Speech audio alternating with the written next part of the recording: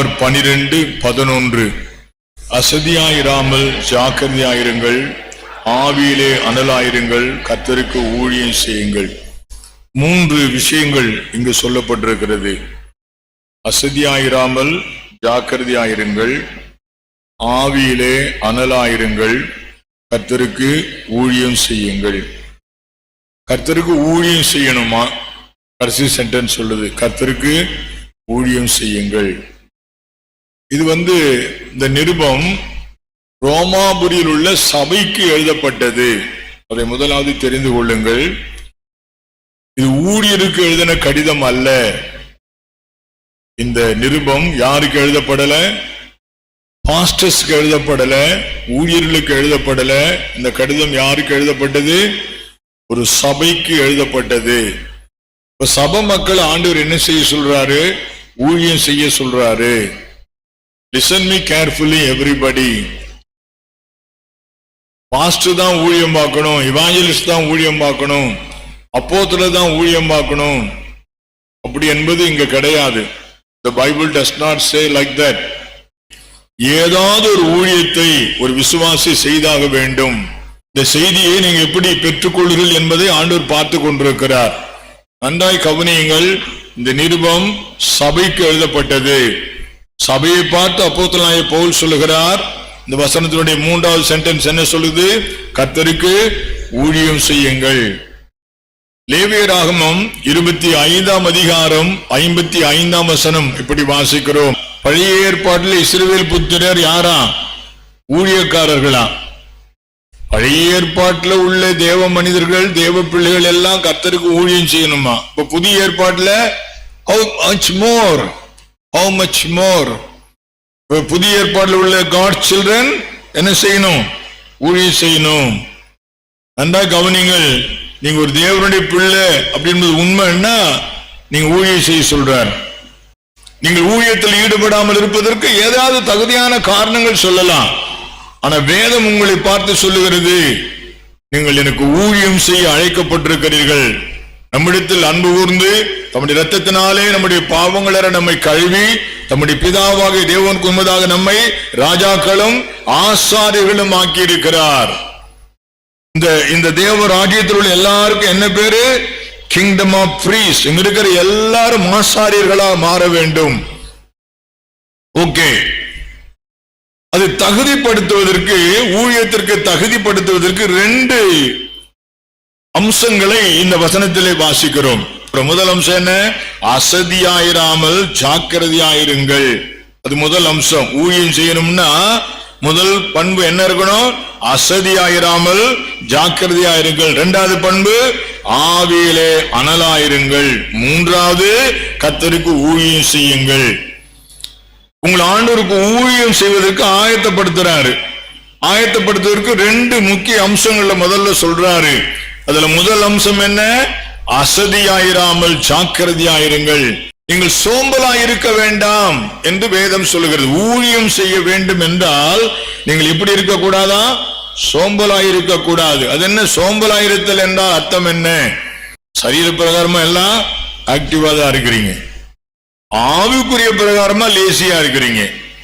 Spiritually lazy, physically active. காலையில எழுந்து ஓடுறீங்க, ஒர்க் ஷாப்புக்கு, கம்பெனிக்கு, ஆபீஸுக்கு ஓட்டுறதுக்கு. ஆமா ஓடுறீங்க, பிரயாணத்து பண்றீங்க, பிசினஸுக்கு. ஆமா சமையல் கட்டல, அப்பா பாத்திரத்தை தேய்ச்சேன், கழுவுன, வீட்டை கழுவி தள்ளன, சமையல் பண்ண, எவ்வளவு வேலை. அப்பா அப்பா அப்பா, really you are two busy. I agree with you. You R busy physically. சரீர பிரகாரமாக நீ பிஸியா இருக்கிறாய். வேற spiritually you are lazy and you are zero there. மாம்ச பிரகாரமா நல்ல பிஸி தான். ராத்திரியும் பகலும் உழைக்கிற, ஓடுற, ஒடியார, துணி துவைக்கிற, சமையல் பண்ற. Okay, agri. பட் ஆவிக்குரிய பிரகாரமா வேதம் சொல்லுகிறது லேசி. நம்மிலே அநேகர் சும்மா இருக்கிறோம். ஆவிக்குரிய வாழ்க்கையிலே சும்மா இருக்கிறோம். சரீரத்தை உலகத்துக்காக, சாப்பாட்டுக்காக, பணத்துக்காக உழைச்சி ஆவிக்குரிய விஷயம் வரும்போது களைச்சு போய் I am tired. No time, no health to serve God. ஆண்டவருக்கு ஊழியம் செய்ய எனக்கு பலன் இல்லை. என்ன என் பலத்தை பூரா உலக வேலை கொடுத்துட்டேன். படிப்பு கொடுத்துட்டேன், பிசினஸ் கொடுத்துட்டேன், வியாபாரத்தை கொடுத்துட்டேன், ஆபீஸ்ல கொடுத்துட்டேன், குடும்பத்தை கொடுத்துட்டேன், ராத்திரியும் போல உழைச்சிட்டேன். I am very much exhausted now. எனவே என்னால ஊழியம் செய்ய முடியல. I know I don't have time now. I don't have any energy now. காலம் எல்லாத்தையும் அங்க கொடுத்துட்டேன். ஆவிக்குரிய பிரகாரமா சும்மா இருக்கிறோம். Spiritually we are lazy. Ministerially we are lazy. You are lazy in the ministry of soul winning. ஆத்துமாதாய பணியிலே கோடிக்கணக்கான மக்கள் வெளி உலகத்திலே ரட்சிக்கப்படாமல் இருக்கிறார்கள். ஆனால் இந்த ஆத்துமாதாய பணியிலே நீ ஒன்று கூட செய்யாமல் நீ சோம்பேறியாயிருக்கிறாய். நீ எதையும் பேசுற, அந்த பேச்சு ஆத்துமாதாயம் சம்பந்தப்பட்டது அல்ல. நீ அங்கும் இங்கும் போகிறாய். You go here and there, but your travel is not related to the ministry of soul winning. ஆத்துமாதாய பணியை பற்றியது அல்ல உன் பிரயாணம். ஓடுகிறாய், உன் ஓட்டம் தேவ ராஜ்யத்திற்கு அடுத்தது அல்ல. You run here and there, you speak this and that, but they are not related to the kingdom of God. உன் பிரயாசங்கள், உன் பிரயாணங்கள், உன் பேச்சுவார்த்தைகள், உன் உழைப்புகள், அங்கு போனாய், இங்கு வந்தாய், அதை பேசினாய், இதை பேசினாய், இவர்கள் ஒன்றும் ஆத்தும ஆதாய பணிக்கு சம்பந்தப்பட்டது அல்ல. They are not related with the ministry of soul winning. They are not related with the ministry of casting of demons. பிசாசுகளை துரத்துகிற ஊழியம் சம்பந்தப்பட்டது அல்ல. பல கோடி மக்கள் பிசாசு பிடித்திருக்கிறார்கள், பல கோடி மக்கள் வியாதியாக இருக்கிறார்கள். மார்க்கு சுவிசேஷம் 16ஆம் அதிகாரம் 17ஆம் வசனத்திலே வாசிக்கிறோம். விசுவாசிக்கிறவர்களால் நடக்கும் அடையாளங்கள் ஆவன. நீங்களும் விசுவாசிகள் தானே? நம்ம எல்லாரும் அது கூட ஒத்துக்க மாட்டீங்க போல. Are you a believer? சொல்ல மாட்டீங்களா? Yes or no? Yes, I am a believer. சொல்லுங்க பால. விசுவாசிக்கிறவர்களால் நடக்கும் அடையாளங்கள் ஆவன. என் நாமத்தினாலே எத்தனை பேர் ஓட்டிருக்கிறீங்க? Can you tell me? Can you tell me? நீ எத்தனை பிசாசு ஓட்டன இதுவரையில? ரட்சிக்கப்பட்டு 10-20 வருஷம் அது எத்தனை பேர் ஓட்டன? அதுதான் உன்னை துரத்திக்கிட்டு இருக்குது. அதுக்காகவே ஜெபம் பண்ணிட்டு இருக்கிறேன். சத்துரு தொடக்கூடாத ஆண்டவரே, சத்துரு தொடக்கூடாத ஆண்டவரே, என்னை சுற்றி வேலி அடைய ஆண்டவரே, என் மேல் இயேசுவின் ரத்தம் தெளிய ஆண்டவரே. How long you shall be praying like this? Are you not a child of God? You are supposed to cast out demons. You are supposed to drive out demons. பிசாசுகளை துரத்தும்படி அழைக்கப்பட்டிருக்கிறாய். அங்கே நாம் சும்மா இருக்கிறோம். We are lazy there in that ministry of casting out demons. பிசாசுகளை துரத்துகிற ஊழியத்திலே நாம் சோம்பேறிகளாய் இருக்கிறோம். ஆத்துமாக்களை ஆதாயப்படுத்துகிற வேலையிலே நாம் எப்படி இருக்கிறோம்? சோம்பேறிகளாய் இருக்கிறோம். வியாதிகளை சுகமாக்குற ஊழியத்திலே சோம்பேறிகளாய் இருக்கிறோம். கோடிக்கணக்கான மக்கள் வியாதியோடு இருக்கிறார்கள். நாங்கள் சொல்லுகிறோம், எங்கள் இயேசு ஜீவிக்கிறார். டே அப்பா, இந்த சர்ச்சுக்குள் வந்துட்டா இயேசு ஜீவிக்கிறார், இயேசு மாறாதவர், அல்லேலூயா, அவர் சர்வ வல்லவர். இது அங்கு காட்டலையே. We have not proved this to this world. உலகத்துக்கு காட்டல. சொல்லுங்க, ஆவிக்குரிய பிரகாரமா என்னவா இருக்கிறோம்? லேசியா இருக்கிறோம், சோம்பேறிகளா இருக்கிறோம். ஆவிக்குரிய வாழ்க்கையில உண்மை இல்லை. எனவே இந்த செய்தி be active spiritually. இந்த செய்தியினுடைய தலைப்பு என்ன? ஆவிக்குரிய பிரகாரம் சுறுசுறுப்பாயிருங்கள். ஆவிக்குரிய பிரகாரம் சுறுசுறுப்பாய் இருங்கள். செய்ய வேண்டிய வேலை நிறைய இருக்கிறது. ஆத்துமாதாய பணியிலே நாம் சும்மா இருக்கிறோம். பிசாசுகளை துரத்துகிற வேலையிலே நாம் சும்மா இருக்கிறோம். வியாதிகளை சுகமாக்குற ஊழியத்திலே நாம் சும்மா இருக்கிறோம். சீஷர்களை உருவாக்குற வேலையிலே நாம் சும்மா இருக்கிறோம். தலைவர்களை உருவாக்குற வேலையிலே நாம் சும்மா இருக்கிறோம். தேவனுடைய ராஜ்யத்தை, சபையை கட்டி எழுப்புகிற வேலையிலே நாம் சும்மா இருக்கிறோம். We are simply spectators. வேடிக்கை பார்த்து கொண்டிருக்கிறோம். We are simply commentators. Comment அடிச்சுட்டு உட்கார்ந்து இருக்கிறோம். We are simply fault finders. குறை சொல்லிக் கொண்டிருக்கிறோம் இருக்கிறோம். நாம் வேலை செய்யவில்லை. ஒப்பு கொடுங்கள். மத்தேயு 25ஆம் அதிகாரத்தில் 14ஆம் வசனம் முதல் 30ஆம் வசனம் வரை வாசித்து பார்ப்பீர்கள். ஆனால் ஒரு ஓமையை சொன்னார் இயேசு. ஒரு எஜமான் வெளியூருக்கு போகும்போது தன்னுடைய ஊழியர்களை வர சொல்லி ஒருத்தர்கிட்ட 5 தாலந்து கொடுத்துட்டு போனாரு, ஒருத்தர்கிட்ட 2 தாலந்து கொடுத்துட்டு போனாரு, ஒருத்தர்கிட்ட 1 தாலந்து கொடுத்துட்டு போனாரு. கொஞ்சம் வருஷம் கழிச்சு மறுபடியும் வந்து அவங்கள கூப்பிட்டு விசாரிச்சாரு. 5 தாலந்த வாங்கணும்னு சொன்னா நான் 10 தாலந்தா மாத்திட்டேன்னு சொன்னான். 5 10 மாத்திட்டானா? எஜமா சொல்றாரு, உண்மை உத்தம் உள்ள ஊழியக்காரனே அப்படின்னு சொல்றாரு. 2 தாலந்த வாங்கினவன் அதை 4 மாத்திட்டானா? 1 தாலந்த வாங்கினவன் அதை ஒளிச்சு வச்சிருந்தானா, அதை ஒன்னும் செய்யலையா? உன் தாளந்த பத்திரமா வச்சிருக்க, இந்த வாங்கிக்கன்னு சொன்னானா? 30ஆம் வசனத்துல ஆண்டவர் சொல்றாரு, பொல்லாத ஊழியக்காரனே. அப்புறம் சொல்றாரு என்ன? பிரயோஜனம் இல்லாத ஊழியக்காரனே. அப்புறம் சோம்பலான ஊழியக்காரனே, சோம்பேறி என்றார். ஆண்டவர் நமக்கு தாளந்துகளை கொடுத்துட்டு பரலோகம் போயிருக்கிறார். அந்த ஓமையினுடைய அர்த்தம் அதுதான். அந்த ராஜா இயேசுதான் தாளந்துகளை யாருக்கு கொடுத்திருக்கிறாரு? நமக்கு தான் கொடுத்துட்டு போயிருக்கிறாரு. திரும்ப வருவாரு. இந்த தாளந்தெல்லாம் கொடுத்துட்டு போன அதை வச்சு என்ன செஞ்சேன்னு கேட்பாரு. நான் ஒன்னும் செய்யலன்னு என்னை பார்த்து மறுபடியும் என்ன சொல்வாரு? சோம்பேறியன்னு சொல்வாரு.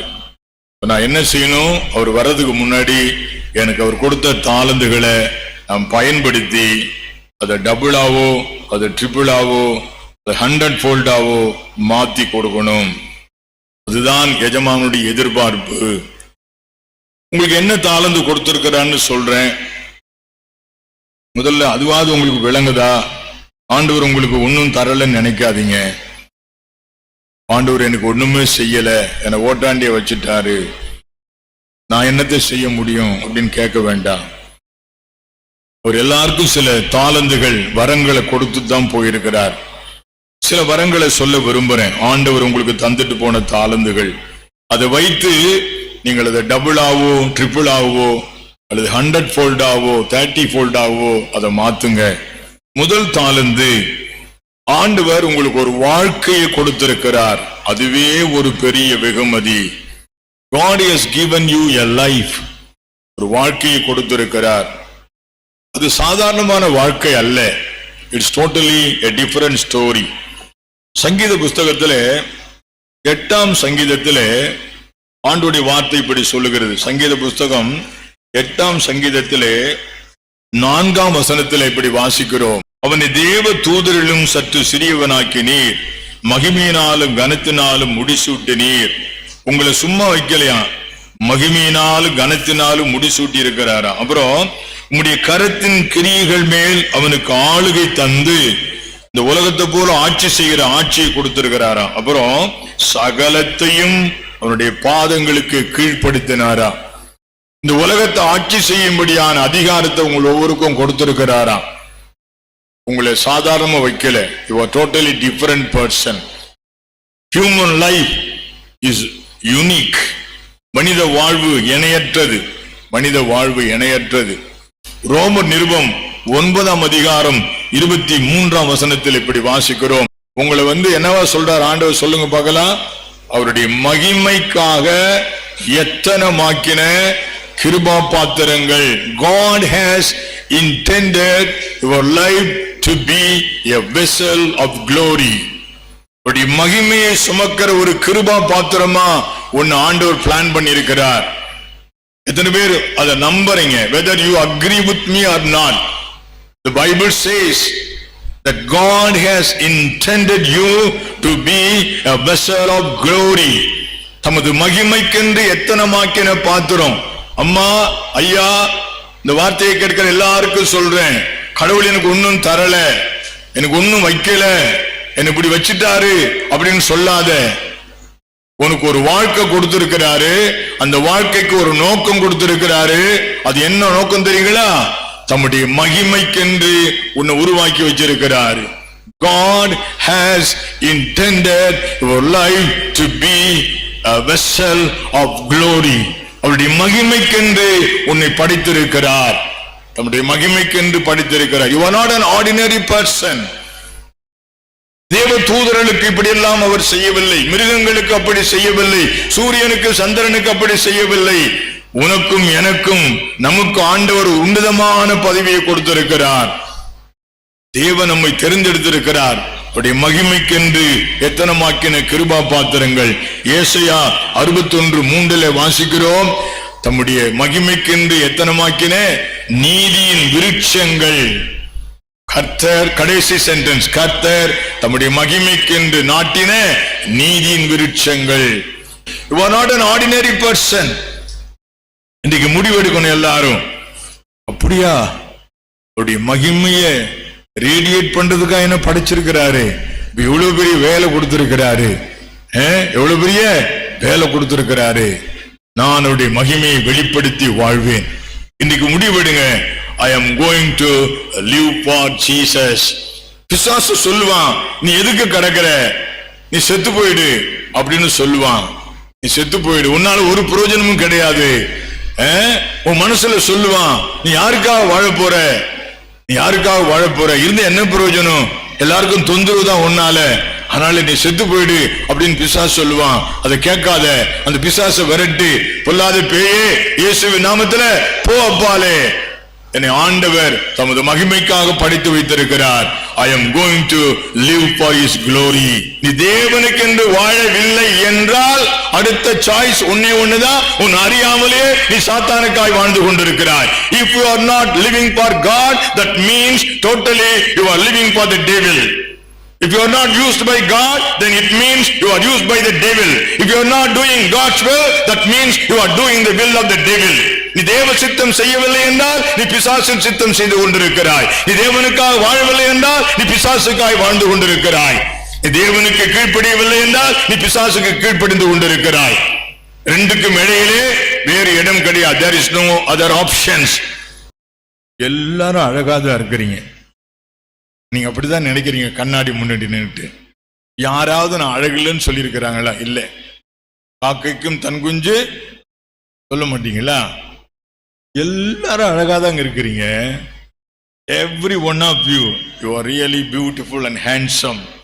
ஆண்டவர் நல்ல கையை, தலையை, காலெல்லாம் கொடுத்திருக்கிறார். கர்த்தருக்கு ஸ்தோத்திரம். இதை வைத்து நீங்கள் ஆண்டவருக்கு மகிமையாக வாழலாம். இன்னைக்கு முடிவெடுங்க. I am going to live for God. சொல்ல மாட்டீங்களா? அது ஒரு தாளந்து, முதல் தாளந்து. இரண்டாவது தாளந்து ரோமர் 6:23. ரோமர் 6:23. பாவத்தின் சம்பளம் மரணம், தேவனுடைய கிருபை வரமோ கர்த்தராகிய இயேசு கிறிஸ்துவால் உண்டான நித்திய ஜீவன். நீங்க ரட்சிப்பை பத்தி பேசிட்டு வராரு பவுல்.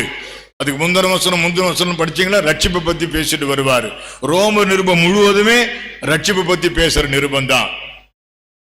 ஆண்டவர் நம்ம கொடுத்திருக்கிற இரண்டாவது தாளந்து வரம் என்ன தெரியுங்களா? ரட்சிப்பு. ரட்சிப்பு. நீங்க அநேகர் அது அற்பமா நினைக்கிறீங்க. ஒரு மனிதனுக்கு வேண்டி எல்லா ஆசீர்வாதங்கள், சமாதானமா, சுகமா, ஞானமா, ஐஸ்வர்யமா, அழகா, பலனா, எல்லாத்தையும் ஆண்டவர் எதுல தெரியுமா பேக் பண்ணிட்டாரு? ரட்சிப்பு என்ற ஒரு பண்டில்ல பேக் பண்ணிட்டாரு. யாரெல்லாம் ரட்சிக்கப்பட்டிருக்கிறாங்களோ அவங்களுக்கு எல்லாமே கிடைச்சிடும். அதனால்தான் வசனம் சொல்லுது, முதலாவது தேவனுடைய ராஜ்யத்தையும் அவருடைய நீதியையும் தேடுங்கள், அப்பொழுது இவைகள் எல்லாம் உங்களுக்கு கொஞ்சம் கொஞ்சமா கொடுப்பனாரா? இல்ல. எல்லாத்தையும் எடுத்துக்காத, அண்ணனுக்கு போய் அப்படியெல்லாம் ஆண்டவர் சொல்லல. உனக்கு எது வேண்டுமானாலும் கேட்டுவாங்க. உலகத்துல யாருமே சொல்லாத ஒரு வார்த்தை, என் நாமத்தில் எதை கேட்டாலும் தருவேன். வேற யாராவது சொல்லுவாங்களா? எதை கேட்டாலும் தருவேன்னு எந்த தகப்பனும் சொல்ல முடியாது. ஆனா பரம தகப்பன் நம்மகிட்ட சொல்லியிருக்கிறாரு, என் நாமத்துல எதை கேட்டாலும் தருவேன். எவ்வளவு பெரிய வாக்குத்தத்தம்! இதெல்லாம் எங்க இருக்குது? ரட்சிப்புக்குள்ளே இருக்குது. ரட்சிப்புக்குள்ளே இருக்குது. அவ்வளோ பெரிய ரட்சிப்பு கொடுத்துட்டார். ரட்சிக்கப்படா ஜனம் வெளியே இருக்குது. இந்த ரட்சிப்புகையும் பயன்படுத்தக்கூடாதா? ரட்சிப்புகையும் பயன்படுத்தக்கூடாதா? ஒரு ஆள் உண்மையா ரட்சிக்கப்பட்டிருந்தா அவன் கட்டாயம் இன்னொரு ஆளை கொண்டு வர பார்ப்பான். அவனால சும்மா இருக்க முடியாது. ஒரு ஆளு ரட்சிக்கப்பட்டார்னா அவன் சும்மா இருக்க மாட்டான். கட்டாயம் இன்னொரு ஆளை ரட்சிப்புள்ள கொண்டு வருவான். அவன் இன்னொரு ஆளை கொண்டு வருவான். இப்படி பெருகிட்டே இருக்கணும். ஆனா நம்ம சபை அப்படி நடக்கல. ஆமா, ஸ்டாட்டிக் ஆயிடுச்சு. என்ன ஆயிடுச்சு? ஸ்டாட்டிக் ஆயிடுச்சு. அப்படியே ஸ்டாக்னேட் ஆயிடுச்சு, வளராம கிடக்குது. என்ன காரணம்? ரட்சிக்கப்பட்ட நம்மில் அநேகர் என்ன பண்ணல? we are inactive. ஆக்டிவா இல்ல, இந்த ரட்சிப்பை பயன்படுத்தல, இன்னொரு ஆள் ரட்சிப்புக்குள்ள கொண்டு வர முயற்சி செய்யல, ஆத்துமாதாய பணியில சோம்பேறிகளாக இருக்கிறோம். ஒப்பு கொடுங்கள், ஆண்டவரே என்னை ஆக்டிவா மாற்றுங்க. ஆத்துமாதாய பணியில என்ன ஆக்டிவா மாற்றுங்க. மூன்றாவது ஆண்டவர் நமக்கு தந்திருக்கிற அடுத்த தாளந்து பரிசுத்த ஆவி, ஒரு பெரிய தாளந்து. அப்போஸ்தலர் 2:38 வாசிக்கிறோம், அது வரம் என்று ஆண்டவர் சொல்லுகிறார். பரிசுத்த ஆவி ஒரு தாளந்து. It's a gift of God. உங்கள் வாழ்க்கை ஒரு வரம், ரட்சிப்பு ஒரு வரம், அடுத்தபடியா பரிசுத்த ஆவி ஒரு வரம். சமீபத்தில் நமது சபையை சேர்ந்த சில இளைஞர்களோடு பேச வாய்ப்பு கிடைச்சது. அப்ப அவங்கள்ட்ட சொல்லிட்டு இருந்தேன், கிறிஸ்தவ வாழ்க்கை என்பது ஆவிக்குரிய வாழ்க்கை அப்படின்னு விளக்கம் கொடுத்துட்டு இருந்தேன். என் மனசுக்குள்ள உறுத்தல் வந்தது. இதெல்லாம் சபையில சொல்லணும், சபை மக்கள் எல்லாம் ஆவிக்குரியவங்களா மாறணுமே, அவங்க ஆவிக்குரியவங்களா இன்னும் மாறாம இருக்கிறாங்களே. அது இன்னொரு நாளைக்கு அந்த செய்தி எடுக்கிறேன். இப்ப நான் சொல்ல வர கருத்து என்ன? பரிசுத்த ஆவி எல்லாரும் கொடுத்திருக்கிறாரு, அது ஒரு gift. Holy Spirit is a gift of God. பலத்தினாலும் அல்ல, பராக்கிரமத்தினாலும் அல்ல, கர்த்தருடைய ஆவியினாலா. கர்த்தருடைய ஆவி நினைச்ச எதையும் செய்வார். எந்த அடைக்கப்பட்ட கதவு வழியாக அவர் மூவ் பண்ண முடியும், எந்த இரும்பு கதவையும் தாண்டி அவர் செல்வார். அயன் கட்டைன் கண்ட்ரிஸ், இரும்பு திரை நாடுகளுக்குள்ளே அவர் நுழைந்து கிரியை செய்கிறார். எந்தெந்த நாடுகள் இரும்பு திரை நாடுகளோ அங்கெல்லாம் ஆவியானவர் புகுந்து கிரியை செய்கிறார். அவர் போகக்கூடாமல் எதையும் யாரும் தடுக்க முடியாது. அந்த பரிசுத்த ஆவி நீங்க பெற்றிருக்கிறீங்க. என்னெல்லாம் செய்யலாம் தெரியுங்களா? என்னெல்லாம் செய்யலாம் சொல்லுங்க பாலாம். பிசாசு எப்ப பார்த்தாலும் உன்னால முடியாது, உனக்கு ஞானம் இல்ல, உனக்கு படிப்பு இல்ல, உனக்கு பணம் இல்ல, உனக்கு சுகம் இல்ல, உனக்கு பலன் இல்ல, அப்படியே சொல்லி சொல்லி உன்னை டம்மி ஆக்கி வச்சிருக்கிறான். அப்படிலாம் சொல்லிட்டு உட்கார்ந்து காலத்தை ஓட்ட வேண்டாம். கர்த்தருக்கு ஸ்தோத்திரம். என்ன கொடுத்திருக்கிறாரு? பலத்தினாலும் அல்ல, சகரியா 4:6 சொல்லுகிறது, பராக்கிரமத்தினாலும் அல்ல, கர்த்தருடைய ஆவியினாலே ஆகும். ஒரு ஆவிக்குரியவன் இந்த புவியீர்ப்பு சக்தியை விட்டுட்டு மேல போயிடணும். விளங்குதா விளங்கலையா? புவியீர்ப்பு சக்தின்னா என்ன? உலகம், மாம்சம், பூமிக்குரிய காரியங்கள், சாப்பாடு, மதிப்பு, மரியாதை, ஸ்டேட்டஸ், ஈகோ, பர்சனாலிட்டி, இதெல்லாம் தாண்டி இதெல்லாம் இழுக்கும் ஒரு மனுஷனை, பூமியில் இழுக்கும். earthly things will be always pulling you. பூமிக்குரிய காரியம் இழுத்துக்கிட்டே இருக்கும். ஆவிக்குரியவன் அதை தாண்டி மேல போயிடுவான். அதை தாண்டி மேல போயிட்டான்னா இந்த புவியீர்ப்பு சக்தி அவன் என்ன செய்யாது? இழுக்காது. You should go beyond the reach of the world, beyond the reach of the earth. இந்த உலகத்தை தாண்டி நீ போயிடணும் ஆவியிலே. அதான் ஆவிக்குரியவங்களா மாறுது. என்னை ஆவியிலே கர்த்தர் கொண்டு போனார். பைபிள் அநேக இடங்கள்ல வாசிக்கிறோம். எலியாவை ஆவியிலே கொண்டு போனார், எலிசாவை ஆவியிலே கொண்டு போனார், எரேமியாவை ஆவியிலே கொண்டு போனார். அங்காங்கு தேவ மக்களை, பிலிப்புவை கர்த்தருடைய ஆவியானவர் கொண்டு போனார். அந்த நிலைமைக்கு வந்தாகணும். பரிசுத்த ஆவியில வந்துட்டீங்கன்னா இந்த உலகம், மாம்சம் உங்களை இழுக்காது. அதை தாண்டி போயிடுவீங்க. அவன் எவ்வளவு ட்ரை பண்ணாலும் உங்களை கேட்ச் பண்ண முடியாது. அந்த இடத்துக்கு வந்து பாருங்களேன். பரிசுத்த ஆவி ஒரு வரம். நீங்க ஆவியில் நிரம்பி ஜெபம் பண்ணணும். அந்நிய பாஷை பேசி ஜெபம் பண்ணணும். ஜெபமே பண்றதுல எங்க இந்த அந்நிய பாஷை பேசி ஜெபம் பண்றது? தனி ஜெபமே பண்ணாத ஆளுங்க நிறைய பேர் இருக்கிறீங்க.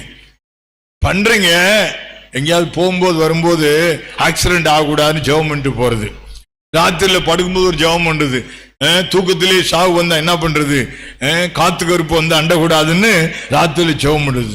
ஆமா, இது மாதிரிதான் ஜெபம் நடக்குதே தவிர உண்மையா தனியா நேரம் எடுத்து முழங்கால் போட்டு கதவு சாத்திட்டு ஜெபிக்கிற பழக்கம் உங்கள்கிட்ட எத்தனை பேர்ட்டு இருக்குது? அதுக்கு நேரம் எடுத்து அப்பதான் ஆவியில வளர முடியும். ஆவிக்குள்ளா மாறுங்க. பரிசுத்த ஆவி ஒரு வரம். அடுத்தபடியா வேத வசனம் ஒரு வரம். வேத வசனம் ஒரு வரம். சங்கீதம் 1 சங்கீதத்துல 2 வசனம் 3 வசனத்துல வாசித்து பாருங்கள். கர்த்தருடைய வேதத்தில் பிரியமாயிருந்து இரவும் பகலும் அவருடைய வேதத்தில் தியானமாயிருக்கிற மனுஷன் பாக்கியவான். அவன் நீர்க்கால்களின் ஓரமாய் நடப்பட்டு. அப்படின்னா அர்த்தம் என்ன? தண்ணியை தேடி நீ போக வேண்டியது இல்ல, பக்கெட்டு தூக்கிட்டு அலைய வேண்டியது இல்ல, தண்ணி தானா வரும். நீர்க்கால்களின் ஓரமாய் நடப்பட்டு, planted by the rivers of waters. தன் காலத்தில் தன் கனியை தந்து இலை கூட உதிராதா, பசுமையா இருப்பானா, பச்சை பசேன்னு இருப்பானா. உனக்கு வேண்டிய ஆசீர்வாதங்கள் பைபிள்ல இருக்குது. ஒரு சக்கரவர்த்தி இங்கிலாந்து மகாராணி கிட்ட போய் உங்க நாடு இவ்வளவு செழிப்பா இருக்குதே, அதுக்கு என்ன காரணம் கேட்டப்ப, நில்லு நில்லு ஒரு நிமிஷம் நில்லுன்னு ரூமுக்குள்ள ஓடி இந்த பைபிள் எடுத்துட்டு வந்து, this is the reason, எங்கள் நாடு செழிப்பா இருப்பதற்கு இதுதான் காரணம். வேதத்தை கனப்படுத்தி பாருங்கள், வேதத்தை உயர்த்துங்கள், வேதத்துக்கு கீழ்ப்படிந்து பாருங்கள். நீங்கள் ஆசீர்வாதமான நபராயிருக்கலாம், உலகத்துக்கு ஆசீர்வாதமாயிருக்கலாம். நம்ம நாடு வளர்ந்திருக்குதுன்னு சொன்னா ஒருத்தரும் ஒரு விஷயத்தை மறுக்க முடியாது. என்ன விஷயம் தெரியுங்களா? மிஷனரிமார்கள் வந்து பள்ளிக்கூடம் கட்டி எழுத்த சொல்லி கொடுத்து பேப்பர் மில்ல கொண்டு வந்து பிரிண்டிங் பிரஸ் கொண்டு வந்து அவங்கதான் கல்வி கண்ணை திறந்தாங்க. நன்றி உள்ளவர்களா நாம் இருப்பது நமது கடமையா இருக்கிறது. சீகன்பால்க் அவர்கள் ஜெர்மனிக்கு போய் இந்த எழுத்துக்கள் எல்லாம் அச்சு வடிவமாக்கி கொண்டு வந்து பிரிண்டிங் பிரஸ் கொண்டு வந்து தரங்கம்பாடியில் ஒரு பேப்பர் மில்ல வச்சாரு. அதுக்கு முன்னாடி பேப்பரே கிடையாது. இப்ப நம்ம நாடு சீர்திருத்தம் பெற்றதற்கு, நாகரிகம் அடைந்ததற்கு என்ன காரணம்? இந்த வேதாகமம் தான் காரணம். இது ஒரு வரம். எல்லார் கையிலும் பைபிள் இருக்குதா? உங்க கையில பெரிய வரம்பு இருக்குது. அதை வச்சு என்னென்ன செய்யலாம் தெரியுமா? அதை வச்சு என்னென்ன செய்யலாம் தெரியுமா? கர்த்தருக்கு ஸ்தோத்திரம். இன்னொரு வரம் ஆண்டவர் கொடுத்திருக்கிறார். கலாத்தியர் 5ஆம் அதிகாரம் 22ஆம் வசனத்திலே ஆவியின் கனியோ அன்பு. 1 கொரிந்தியர் 13ஆம் அதிகாரம் சொல்லுகிறது 8ஆம் வசனத்திலே அன்பு ஒரு காலம் ஒழியாது என்று சொல்லுகிறது. அன்பு ஒரு காலம் ஒழியாது. Love never fails. True love. நீ மனைவியை நேசிப்ப, ஆஹா நீ சூரன் தான். உன் புருஷனை நேசிப்ப, அடே அப்பா இது பெரிய விஷயமா? உன் பிள்ளைகளை நேசிப்ப, ஆகா இது பெரிய விஷயமா? உன்னை திட்டவனை நேசிப்பையா? உன்னை வயதானவனை நேசிப்பையா? உனக்கு எதிராக பேசினாலும் உன் சத்துருவை நேசிப்பையா? உனக்கு தொந்தரவு கொடுத்தவங்களே நேசிப்பையா? அதாங்க கேள்வி. அன்பில்லாதவன் தேவனை அறியான். கண்ட சகோதரனிடத்தில் அன்பு கூறாதவன் காணாத தேவனிடத்தில் எப்படி அன்பு கூற முடியும்? தேவன் அன்பாகவே இருக்கிறார். அன்பில்லாதவன் தேவனை அறியான். ஒருவன் என்னில் அன்பாயிருந்தால் என் கற்பனைகளை கைக்கொள்ள கடவன். ஞாபகத்தில் வைத்துக் கொள்ளுங்கள், அன்பு ஒரு வரம். அன்பு ஒரு வரம். அந்த வரத்தை பயன்படுத்தி ஆத்துமாக்களை சம்பாதிக்கலாம், தேவராஜ்யத்தை கட்டலாம், எது வேண்டுமானாலும் செய்யலாம். மதர் தெரேசா கொல்கத்தாவில் ஒரு பெரிய ஊழியத்தை ஆரம்பிச்சாங்க. ஆரம்பிக்கிறது ரொம்ப சிரமமா இருந்தது. அவங்க செய்த வேலை என்ன தெரியுங்களா? அந்த கொல்கத்தாவினுடைய அடர்த்தியான இடத்துல ஏராளமான சிறுவர்கள் நல்ல சட்டை இல்லாம, முடிவெட்டாம, குளிக்காம, சாப்பிடாம, வயிறு ஒட்டி போய் தெருக்கள்ல அலையறத பார்த்தாங்க. முதல்ல ஒரு பையனை கூட்டிட்டு வந்து அவன் அழகா ஹேர் கட் பண்ணி அவனை குளிக்க வச்சு நல்ல சாப்பாடு போட்டு நல்ல சட்டையை போட்டு தெருவில் விட்டாங்க. அது இன்னும் 2 பேர் பார்த்தாடே, என்னடாச்சு ஏதரா உனக்கு? ஒரு அம்மா பண்ணிச்சுடா. அவன் இன்னொரு பையனை கூப்பிட்டு வந்தான். அவனுக்கும் முடியை வெட்டி அவனுக்கு சட்டையை போட்டு நல்ல சாப்பாடு கொடுத்து அவனை ரோட்டுக்கு அனுப்பி விட்டாங்க. அவன் போய் இந்த 2 பேரை கூப்பிட்டு வந்தான். இப்படி டப்பு டப்பு டப்புன்னு ஒரு 50 பேர் வந்துட்டான். எல்லாரும் ஹேர் கட் பண்ணி நல்லா ட்ரெஸ் போட்டு நல்லா குளிக்க வச்சு சாப்பாடு கொடுத்தா அந்த ஜனங்கள் எல்லாம் அப்படியே வர ஆரம்பிச்சுட்டாங்க. இப்படிதான் அந்த அம்மா அந்த ஊழியத்தை ஆரம்பிச்சாங்க. யாராலும் அந்த ஊழியத்தை தடுக்க முடியல. அன்பு, ஆமா, love never fails. Love never fails. RSS காருங்க ஒரு முறை பண்டிட் ஜவஹர்லால் நேரு கிட்ட போய் இந்த அம்மா மதமாற்றம் செய்து இந்த அம்மா ஊரை விட்டு அனுப்பிடுங்க அப்படின்னு சொன்னாங்க. அப்படியா, என் கூட வரீங்களா? போய் பார்த்துட்டு வரலாமா அப்படின்னு. பார்த்துட்டு வரலாம் வாங்க. அந்த அம்மா மதமாற்றம் பண்ணியிருந்தா இன்னைக்கு விமானத்தில் ஏற்றி அனுப்பிடுறேன்னு சொல்லிட்டு நேரா அவங்கள கூட்டிட்டு வந்தாரு. நேரா கூட்டிட்டு வந்து எல்லாரோடும் உள்ள போய் பார்த்தா கண்ணில் பட்ட முதல் விஷயம் என்ன தெரியுங்களா? ஒரு குட்ட ரோகிய இந்த அம்மா உட்கார வச்சு சோப்பு போட்டு குளிக்க வச்சு கழுவிட்டு இருந்துச்சு. இன்னொரு அம்மா இன்னொரு குற்றரோகிக்கு சாப்பாடு ஊட்டிக்கிட்டு இருந்துச்சு. இன்னொரு அம்மா இன்னொரு ஒரு கன்னியாஸ்திரி இன்னொரு குற்றரோகிக்கு ஹெல்ப் பண்ணி அவன் சாப்பிடுறது ஹெல்ப் பண்ணிட்டு இருக்குது. நேரு இப்ப கேட்டாரு, இந்த அம்மாவை அனுப்பிடுவோமா? அனுப்பிடலாம். சரி, இந்த வேலையெல்லாம் நீங்க செய்யறீங்களா அப்படின்னு கேட்டாரு. எப்படி? இந்த அம்மாவை இன்னைக்கு அனுப்பிடுவோம், இந்த வேலையெல்லாம் நீங்க செய்றீங்களா? இல்ல இல்ல, அவங்க இங்கே இருக்கட்டும், நாங்கெல்லாம் செய்ய முடியாது. அப்போ வாய் மூடிட்டு பேசாத போகும் என்று சொல்லி அவர் தன்னுடைய வாழ்த்துக்களை சொல்லிட்டு அவருடைய உதவிகளை செஞ்சுட்டு போனார். சரீர பிரகாரமாக உழைக்கிறீர்கள், சரீர பிரகாரமாக ஓடுகிறீர்கள், ராத்திரியும் பகலும் கடினமாக உழைக்கிறீர்கள். Physically you are active. Okay, how about your spiritual life? Spiritually active இருக்கும்படி ஆண்டவர் விரும்புகிறார். Work hard. and do not be lazy spiritually. ஆவிக்குரிய பிரகாரமாக நீங்கள் சுறுசுறுப்பாயிருங்கள். Be active spiritually. துரத்தப்பட வேண்டிய பிசாசுகள் நிறைய இருக்கிறது, சுகமாக்கப்பட வேண்டிய வியாதிகள் நிறைய இருக்கிறது, ரட்சிக்கப்பட வேண்டிய ஆத்துமாக்கள் பல கோடி இருக்கிறார்கள். எல்லாரும் எப்போது கொண்டு வருவது? மார்க் 16:17 உங்கள் வாழ்க்கையில் நிறைவேறட்டும். என் நாமத்தினாலே பிசாசுகளை துரத்துவார்கள். இங்க இருக்கிற ஒவ்வொருத்தரும் பிசாசுகளை துரத்தணும், வியாதிகளை சுகமாக்கணும், ஆத்துமாதாயம் செய்யணும், சீச்சர்களை உருவாக்கணும். சும்மா இருக்க கூடாது.